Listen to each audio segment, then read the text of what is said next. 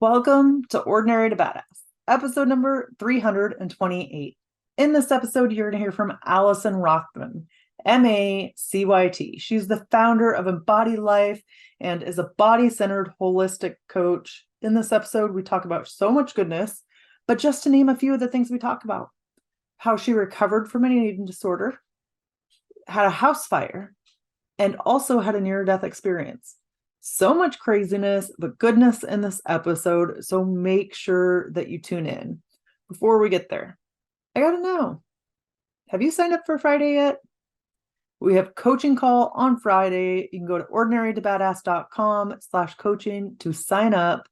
It is going to help you accomplish your goals in 2023 and really just take that first step. So often we think that we have to know every step of the way to get to our goals, and then it becomes overwhelming, and then we take no steps at all. So let me help you get there so that you can walk into 2024 like, oh, I got this, and have a little bit of swag in your step. It just takes one little domino. You knock over one domino by taking one step, and then it knocks over another one and another one and another one. But we forget the power of the small steps. So join me on Friday if you're ready to take your first step towards your goal, ordinarytobadass.com/coaching. Can't wait to see you there. And with that, let's get to the episode. Be confident, be bold, be authentic, but don't forget to take action. This is Ordinary to Badass, where our stories empower women to step into the spotlight of their own lives and pursue what they're truly passionate about. It's time to step into the arena and become more than just extraordinary. It's time to become a badass with your host, Marie Sonneman.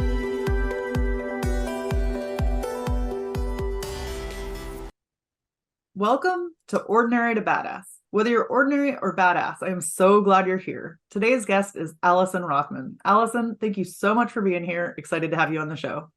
Thank you so much for having me. I'm excited to be here too.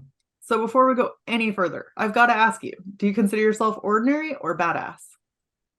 Oh, definitely badass for many reasons that I'm sure we'll get into as we dive in. I love it when people just own it, because it doesn't happen all the time, which it's really? Yes. So Allison, have you always felt like a badass?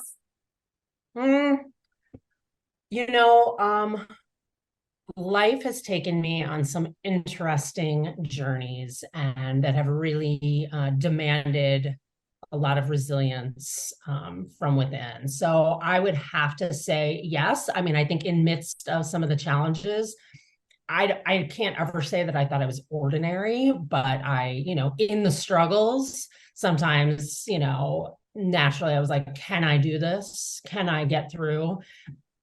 But always came out the other side. So enhancing this sense of feeling like a badass. So yeah, that's what I gotta say. Yeah, I think sometimes that's forgotten about, is like the struggles feel really crappy in the moment, but we forget like coming out on the other side of those things and being okay actually gives you more confidence or makes you feel more badass. Has that been true for you? Absolutely. I always say, so I was a single mom for 11 years. And just before that was on a journey of recovering from eating disorder, 25 years of, recovery, and had a house fire, near-death experience, like crazy shit. And I always say each time I would come through one of those moments, I felt more upright in myself, in my truth and who I was, stronger, clearer, which, is very, it enhances how your feeling of confidence that, okay, like I did that, I got through that, and here I keep going. So, yeah. So I can't wait to dig in to hear more. But first, will you tell us a little bit about yourself? Sure. So I'm in my later 40s, approaching 50 very soon. And as I said, I have a 14-year-old, and I was on my own with him for over 11 years. I live in Colorado, and those those 11 plus years of single parenting really shaped so much of me. But prior to that, I was already immersed in the world of holistic wellness and embodiment. And so through yoga and movement and all different modalities. So, on the personal level, I was, trying to mother, sing on my own. And on the professional level, I'm a body-centered holistic empowerment coach is what I call it. And it's just an alternative to traditional therapy, very body-centered, somatically based work that has really been birthed from all these crazy traumas and dramas that I navigated. So that's just like a snippet along the journey. I'm now partnered and trying to raise a teenager in a really crazy world. So that's a little bit about me. Yeah. So let's dive in a little bit about being a single mom for 11 years. What would you tell somebody who's going through that right now and is feeling like it's hard or it's hard to move through or to navigate alone? What would you say to that woman? I mean, so much. Just first of all, validating how hard it is, that I feel like single moms really get such a bad rap. As there's this stigma that there's something wrong, but to me, single moms are like fucking heroes. Am I allowed to curse on your show? For Okay. sure. In the darkest moments, my kid, not only was I single parenting, I was, was trying to unfurl myself from a abusive relationship, and my son has always had special needs. So it was really, really hard for a lot of years, very dense. But the bond that I have with him is like unbreakable. We are so connected. And so that's like the, silver lining, so to speak. But, to me, single parenting is the ultimate spiritual path of growth. Like there was a point in my journey that, I just had to get out of my own way, like let go of the story that there was something wrong and just really step in and embrace it. And something shifted in that moment. So, everybody's situation is different. I always hesitate to give advice to single moms because it's sensitive, and I understand that, all I can speak from is my experience. And, I, was in affordable housing, having food stamps. I didn't have the financial backing, and it was hard, but it strengthened me in ways that were unimaginable. And it is a profound path of growth and healing with our children that I think, I stayed single on purpose for all those years because I knew that my son was number one, my son, my career, myself. And I don't regret that, I think people try to push that away, that they're, being alone. But when you can actually embrace that solitude and lean into the loneliness of it and really accept the situation for what it is, I think there's just incredible medicine and profound wisdom that comes from it. So you mentioned this idea of letting go of the story. How do you do that?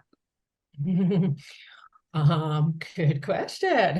It's a process. And, I'm a big proponent of meditation. And I always talk about there was a turning point. I found yoga and meditation when I was an undergrad, but, it kind of came and went. I always practiced yoga, but actually sitting in meditation every day was gray until my son was about 3 and I was literally drowning. And I was like, I have to do something drastic here. So I started getting up at 5 a.m. and sitting before he woke up. And then I would turn right to writing and morning pages. It's just like stream of consciousness. So that alone starts to unravel the story. you start to get perspective, because when we live from our heads and allow the storyline to just kind of run the show, we naturally think that's true, right? Yeah, well, but this is whatever it is. But when we can come into center with ourselves and dismantle the story, you notice, you're aware, but it becomes a practice of like, oh, thank you so much. Yeah, I'm gonna stay right here and let you do whatever you need to do over here. Does that make sense? Yeah. Yeah.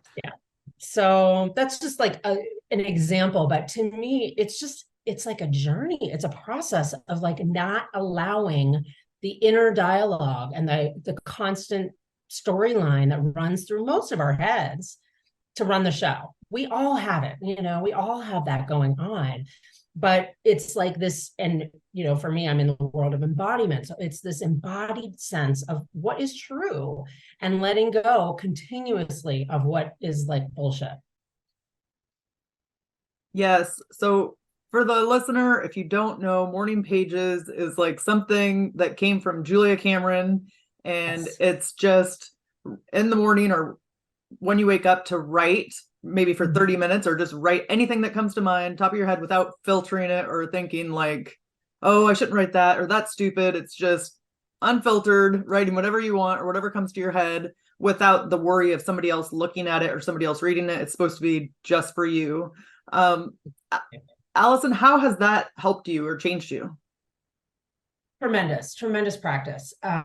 So there's so much in us that we need the channels to express them without necessarily spewing everything to whoever will listen to us, right? And the morning pages, I always say, get a crappy spiral notebook from like Walgreens, 99 cents, like, because it doesn't need to be pretty, because sometimes you are writing like you're just like letting it rip. And it's just allowing that stream of consciousness to flush all this stuff out of our systems, right? And sometimes, I write a lot, I blog and stuff. So sometimes my content will come through and I'll circle it so that I come back, but I never go back and read it. But there's something very cathartic about, and, Julia Cameron talks about like 3 full pages. And, sometimes I have nothing to write. I'm like, blah, blah, blah, whatever this is, sometimes I'm like, okay, I'm going to just focus on gratitude, because like, I feel like there's nothing coming through me. But something very cathartic shifts after those 3 pages, even if you don't really know what just happened or what you talked about or wrote about. It's like this energetic shift that we feel by giving voice to all those like incessant voices that are in our head that really don't need like a platform to be heard, that they just need to get out of us, right? Would you agree? Yeah, for sure. It's like if they get out of you, like in the morning, you don't have to have that weigh you down for the rest of the day.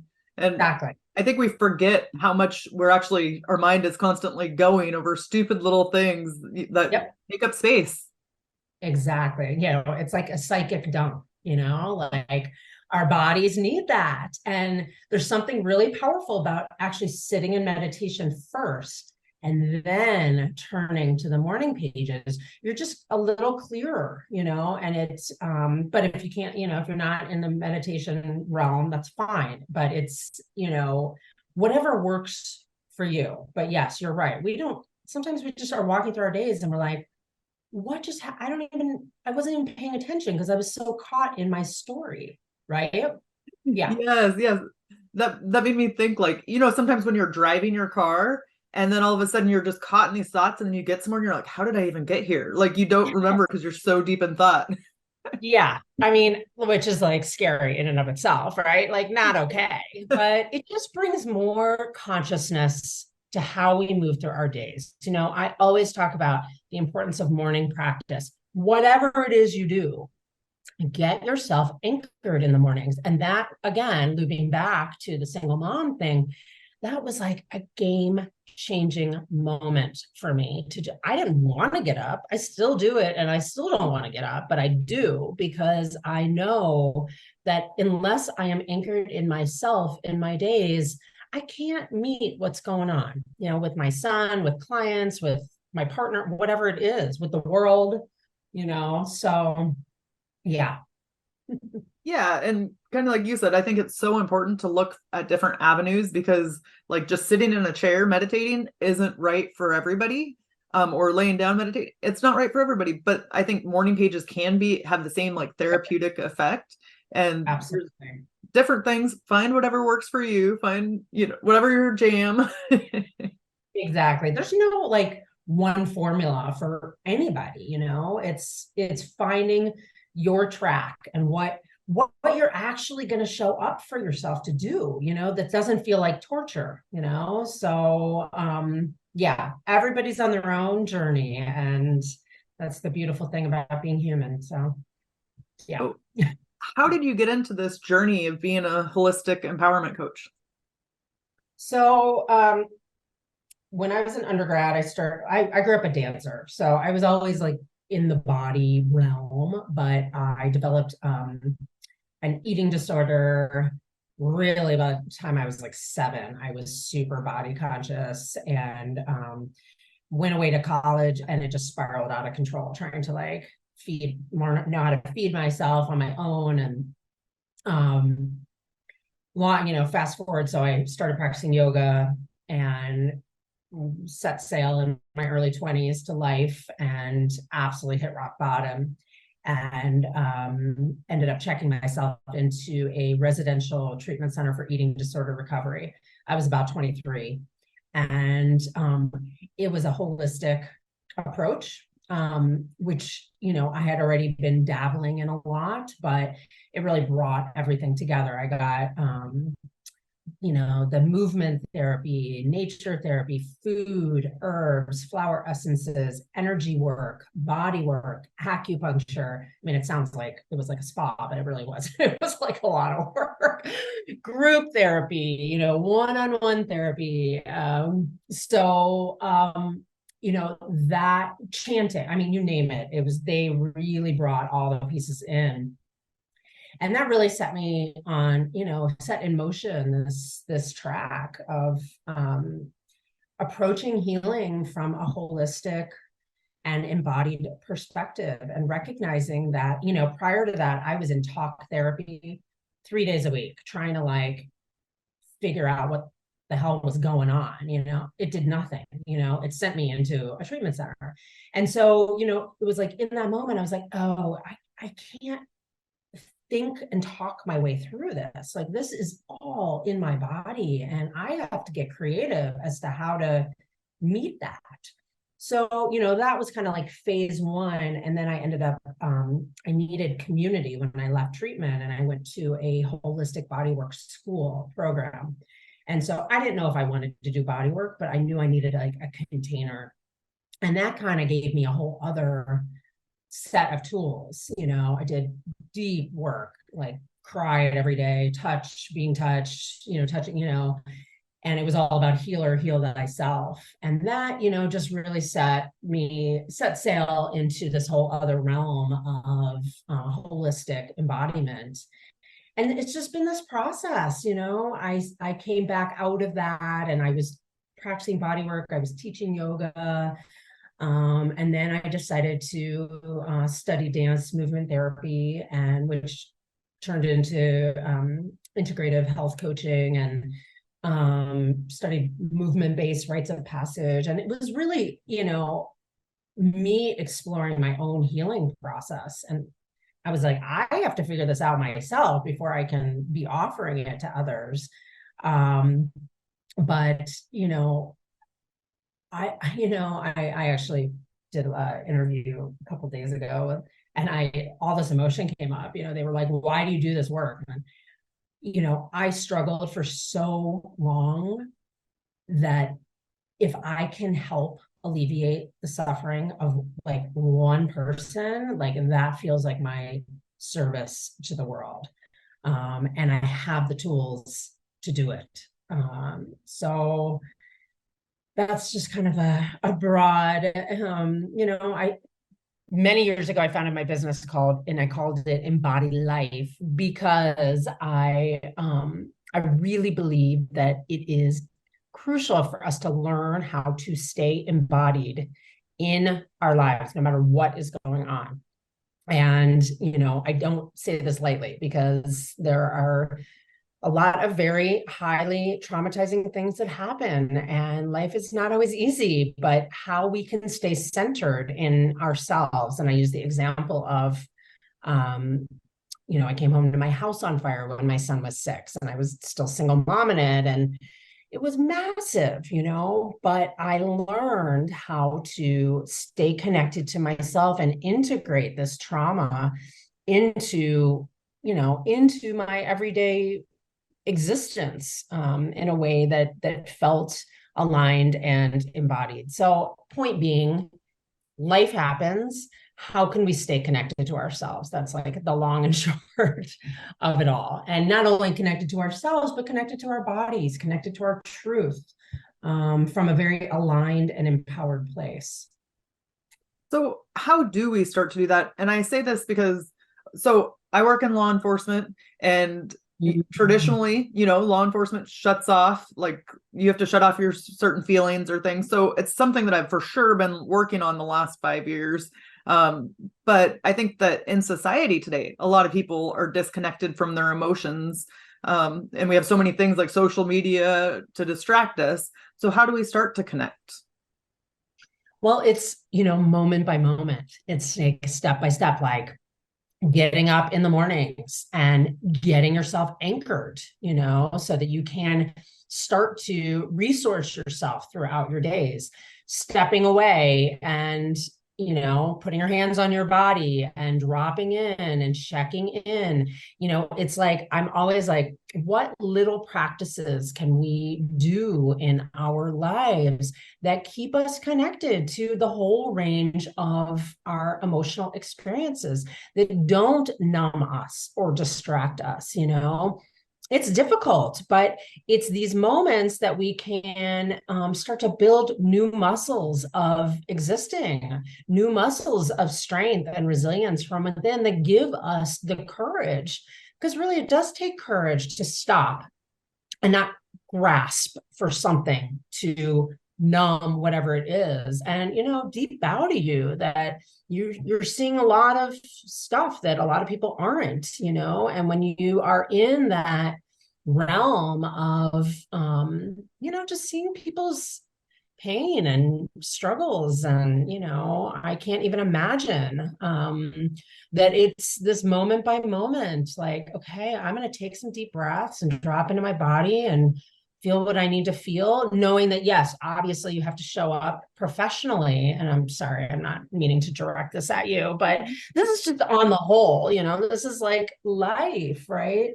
So, to me, it is creating these tools in your own toolbox that feel aligned for you, that you are committed to doing. Maybe it's when you come home, not you, anybody, you don't pour the glass of wine. Instead, you make a cup of tea and you sit on your couch and you just drop in with yourself. Maybe it's you don't reach for your phone and start scrolling through Instagram or whatever it is. At night, you power things down and you go into light candles and you take a bath and really connect in. It's all these things make a difference. All these things have impact on our ability to continuously show up for life from a vulnerable and real place. What is something that your clients struggle with, and what do you tell them, or what's the solution you give them? I mean, a lot. I have a range of clients.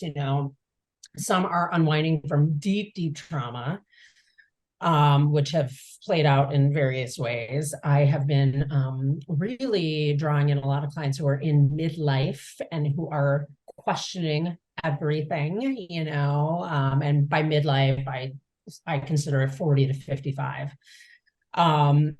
So to me, I'm constantly reminding client, I mean, it just depends on the extreme case. Sometimes we are doing some deep unwinding, in the trauma work, because sometimes we get on the table, move.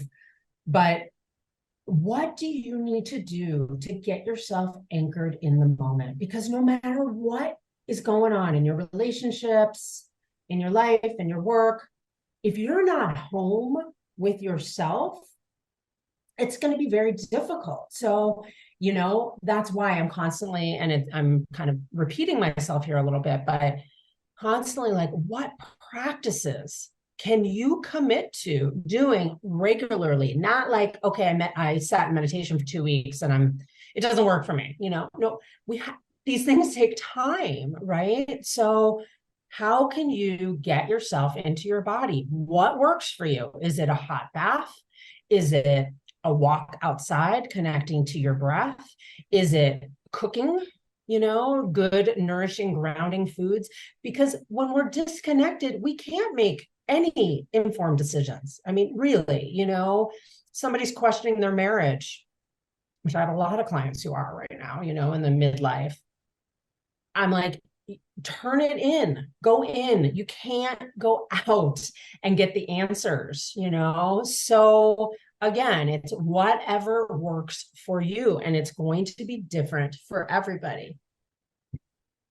Yes, I love what you just said about turn it in. You can't go out for the answers, because I think that it's so easy to be like, what do you think I should do? What do you think I should do? Instead of listening to the only person that has the true answer, which is yourself.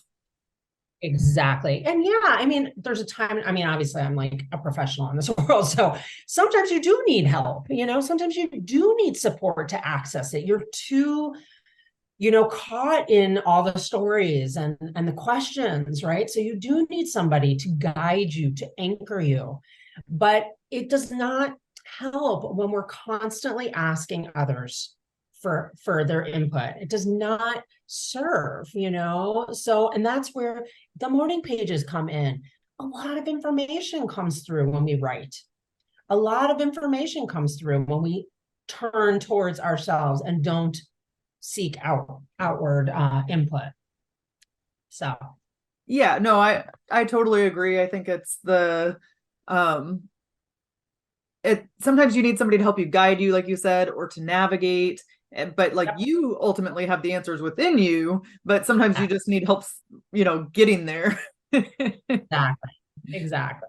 And one thing that I love that you said earlier that I wanted to circle back around to was when you were struggling with the eating disorder, you weren't just willing to take one answer. Like you tried many different modalities, many different things. When talk therapy didn't work for you, then you went to something else, and then went to something else, and then to like acupuncture, and tried all these different things. I think oftentimes what we do, and what I've done for sure, like you try one thing, you're like, oh, that's good enough, and you leave it there. But actually one place might not have all your answers. So I think that's good. What motivated you to keep searching for answers? Well, I wasn't getting better. I wasn't well. If anything, sitting and the talk therapy 3 times a week was almost making things worse. I was like, I'm like, I don't want to just keep talking about this shit. Like, I have to like get in this somehow and get this stuff moving, and so I just knew I'm not, and still it's like, even in what I use to help myself, I'm constantly mixing it up. Yes, I've got my like core practices, my core ways, my core whatever it is that I'm doing. But, I believe that we have the power to create, this may sound a little woo-woo, but I'm kind of a little woo-woo, like magic in our lives, that we deserve. It's our birthright to feel whole and to feel integrated and to feel connected. And if we're not, there are ways of working with that to help support. So why not keep searching? Why not keep growing and healing and get to different levels in ourselves? I mean, what else are we going to do? Just kind of succumb to not feeling awesome, and I'm not saying I am not a good vibes only person at all. Like, I don't buy that at all. I think it's a bunch of BS, but, this is about working with the cards we've been dealt. And we might as well try different things, and connect with different people who have different tools to offer us, and um, explore who we are on deeper levels. I feel like that's part of being human. And these times have brought up a lot of opportunity for everybody to do that, constantly, for better or worse. So yeah, that was a total tangent, sorry. No, no. So I think sometimes we get this feeling, maybe it's from social media, like life is all gumdrops and lollipops, and we don't see the hard stuff on the other side. Can you take us back to when you were in that house fire, or your house caught on fire, and what you were feeling in the moment and kind of how you got through it? Yeah. I mean, as I just said, that stuff does not interest me in the slightest. Like, people who are only showing that it's like, oh, my relationship's perfect, my life's perfect, my work's perfect, everything's good. No, like, all about real vulnerability. And I share a lot. Like I said, I blog, and I feel like one of my gifts is to really articulate the challenges of the human experience in a way that is relatable. Because, even if you haven't come home to your house on fire, something has jarred you, not you, but everybody, So, yeah, my son was 6 at the time. I was years into the solo parenting, had finally moved into this, it was still affordable housing, but it was this, I kept calling it beachfront property for a single mom. It was like right up against the foothills, like, these townhomes. I had worked really hard to get us there. We had moved in September, and this was January.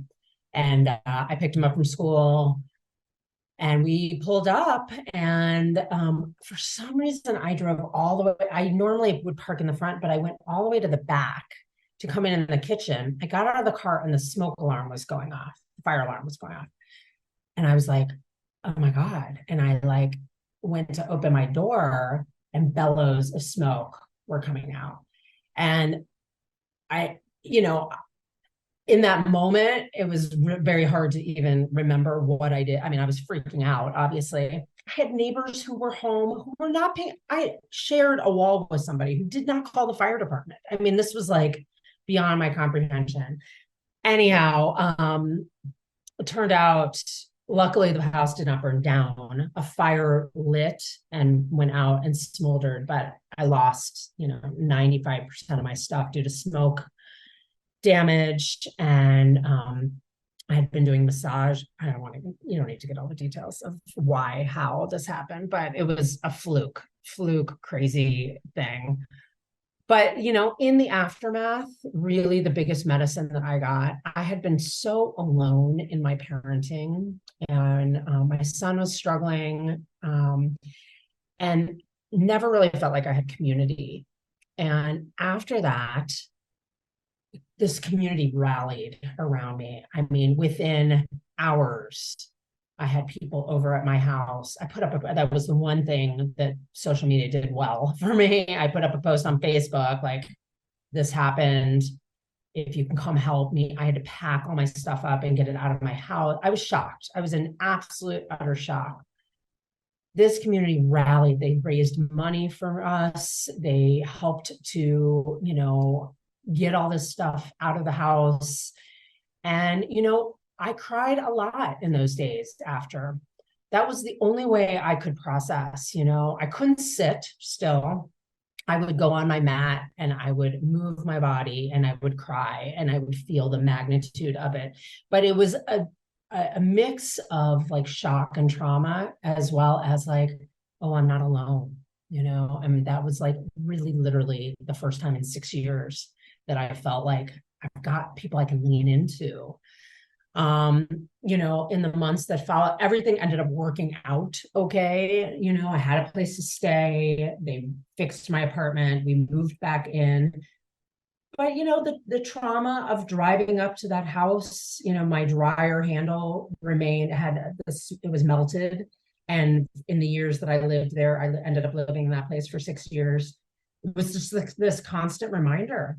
Every time I went into the kitchen, it was this constant reminder of the smoke. And then so it was hard. I had been working so hard to build us up and to create this home, and then in an instant everything was taken away, but at the same time, it was this feeling of this polarity of like, okay, like I'm not alone in my struggle, and I've got these people to support. So that was just I don't know if I answered your question at all, but Yeah. Well, I think it's powerful because sometimes we don't ask for help when we need it. And it's only an ask away. But if we don't ask, then people don't know that we actually need the help. Yeah. It brought me out of my isolation. There were no more masks, like people were showing up. I was a puddle. I was crying. I was totally traumatized.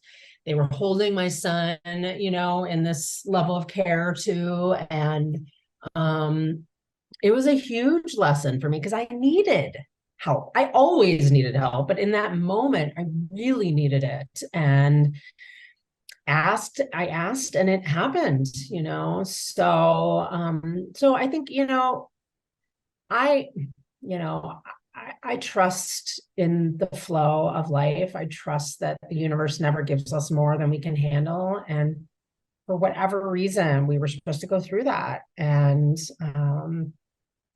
the medicine of that moment in time, like, stuck with me. It helped me to strengthen myself even more so that I could keep showing up as a mom and as, in this role of healer. So.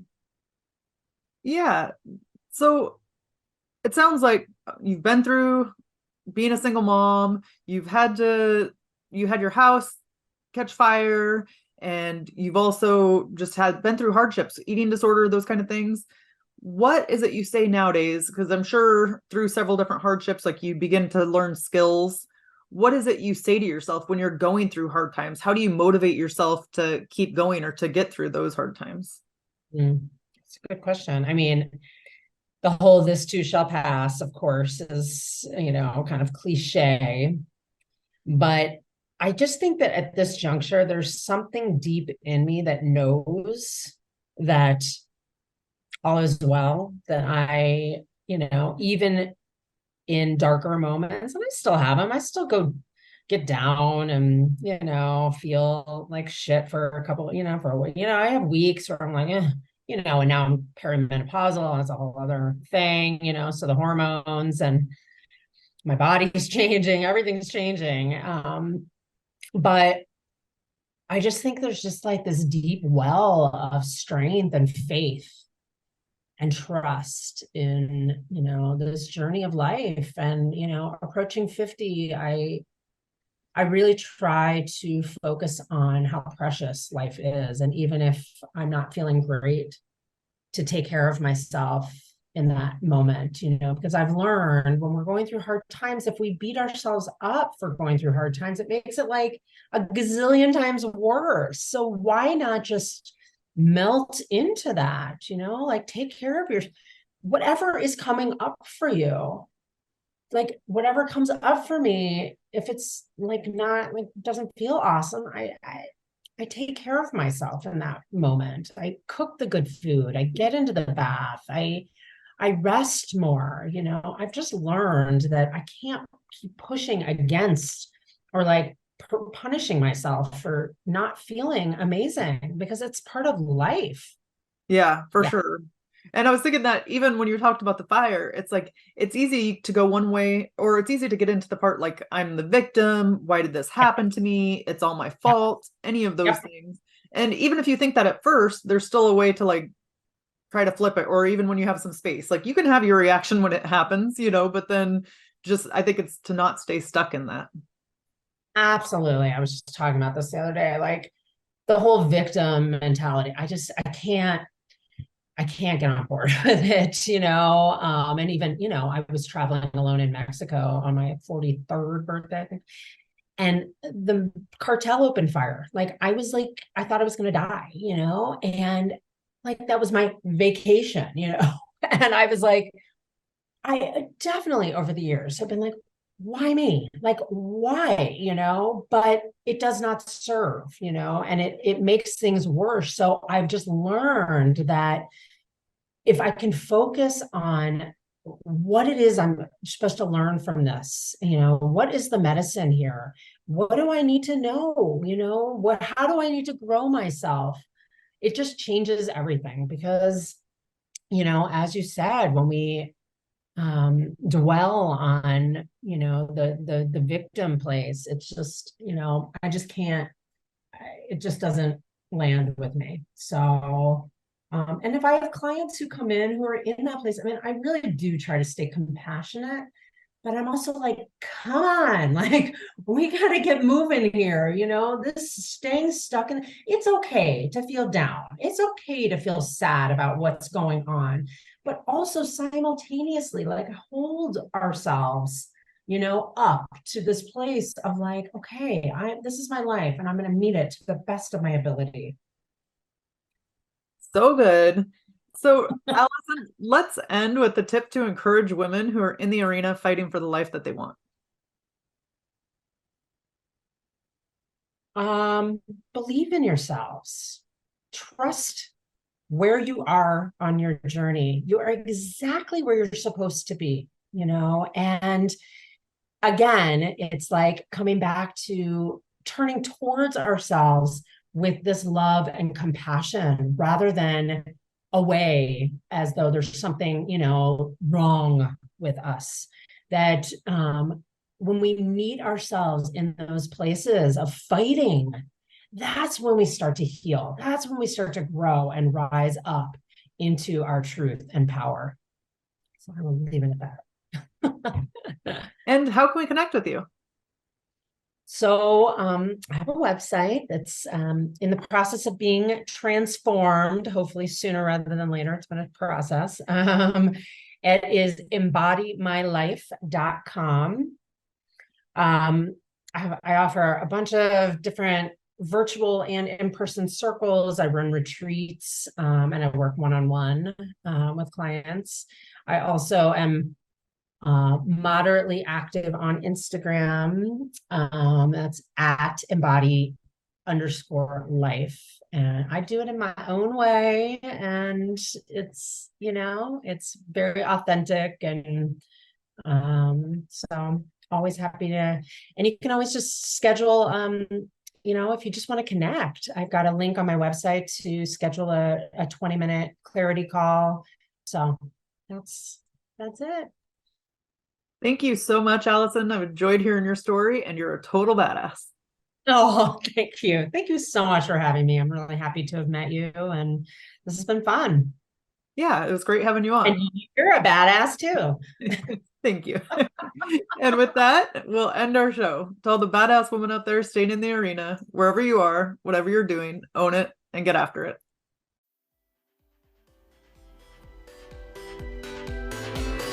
Now that you've listened to this episode of Ordinary to Badass, we want to hear from you. Go to our website, ordinarytobadass.com/podcast, and submit your own experience on how you took your life from ordinary to badass and get the chance to be on a future spotlight episode of the show. That's ordinarytobadass.com/podcast. While you're waiting for the next episode of the show, wipe off the sweat, dust off the dirt, and get back in the arena.